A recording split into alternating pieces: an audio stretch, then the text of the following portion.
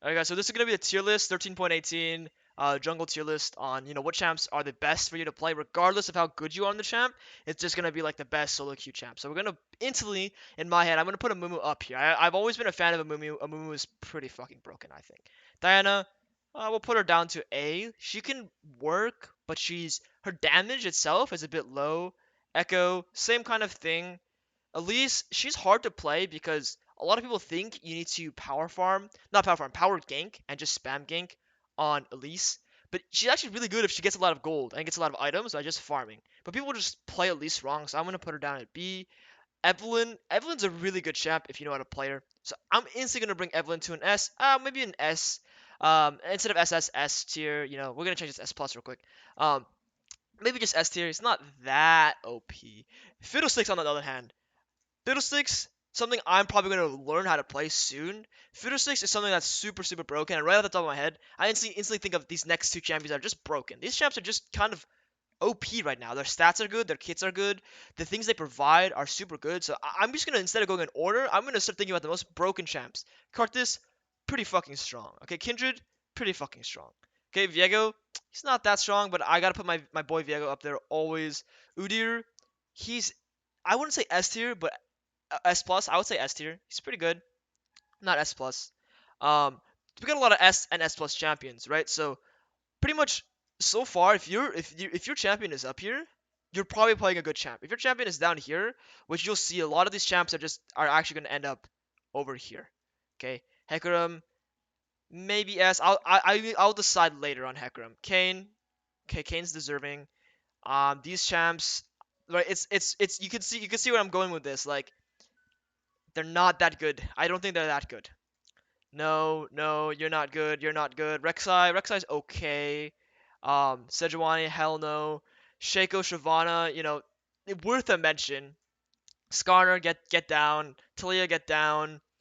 Rengar, okay, Rengar's kind of broken, low key. Talon, I'm not even gonna put Talon. Trundle, okay, not gonna put Trundle. Vi has actually been a really underrated champion. She got buffed, right? She got buffed recently, and she's actually super, super strong nowadays. People should give this champion a shot. I don't think she's S tier, right? I think she's A tier.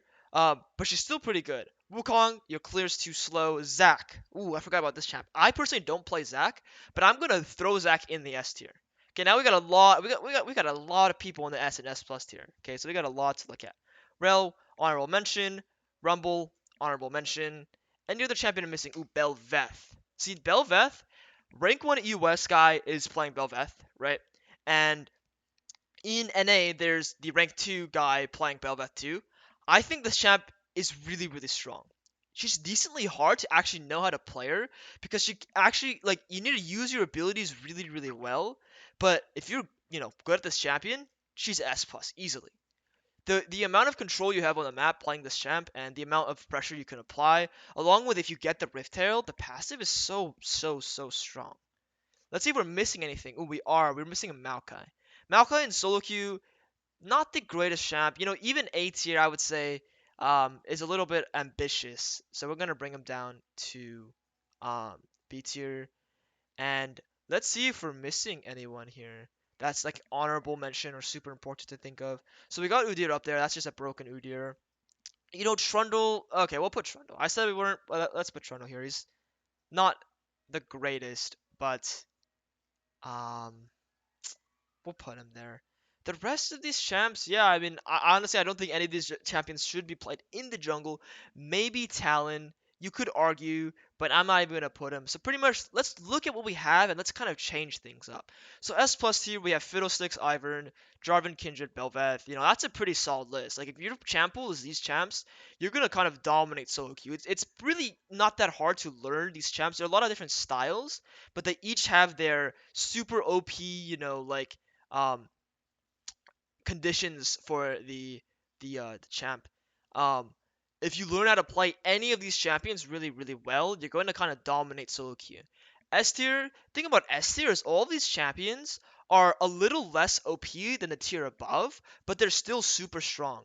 A Mumu being probably the weirdest champ in here, but if you learn how to play team fights with your Mumu ult, you play slow, you play front to back. Mumu, same thing with Udyr, same thing with Zac. These champs actually have so much value in the fights where their value skyrockets like an insane amount. And then obviously you have honorable mention of course in S tier is gonna be Kane. This champ is just he's super strong and his abilities are super easy to use.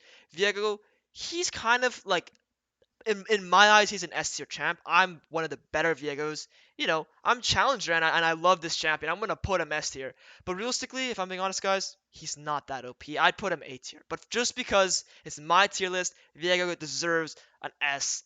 And Cartes and Evelyn, self-explanatory. You guys know how OP those champs are. Now the question is, does Hecarim deserve to go into the S tier?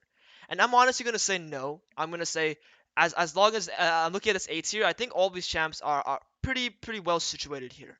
I think none of these champs deserve to go up. None of these champs really deserve to go down. They have their early game strengths, early game weaknesses, mid game strengths, mid game weaknesses, and they're each good in their own individual spots. Okay, the B list.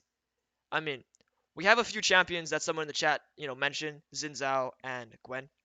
Xin Zhao, B. Gwen. These champs are not going to be that strong. Gwen, sometimes Gwen could go to A, but only against specific comps. But for the most part, if you're playing any of the champions in the B tier, you should reconsider what you're playing. Okay, unless you're a one trick on any of these champions, you should not be playing these champs. Okay, only if you're one tricking. For example, Shaku. If you're a Shaku one trick, a Graves one trick, a Rumble one trick, these champs are you're gonna be good on them. You're gonna have a lot of impact.